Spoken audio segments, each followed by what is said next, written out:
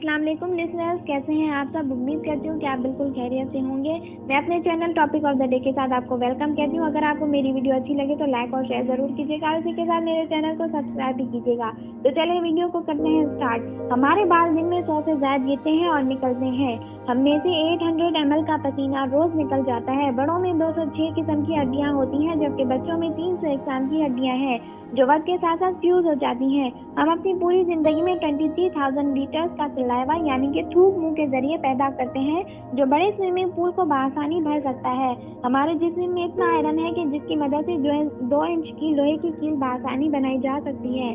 जब हम जाग रहे होते हैं तो हमारा दिमाग इतनी बिजली पैदा करता है जिससे एक छोटा सा बल्ब आसानी से जलाया जा सकता है।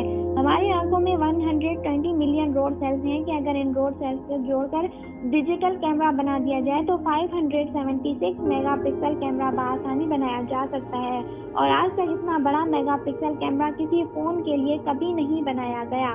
हमारा दिल एक दिन में इतनी एनर्जी प्रोड्यूस करता है कि इसकी मदद से 32 किलोमीटर तक ट्रक को ड्राइव किया जा सके।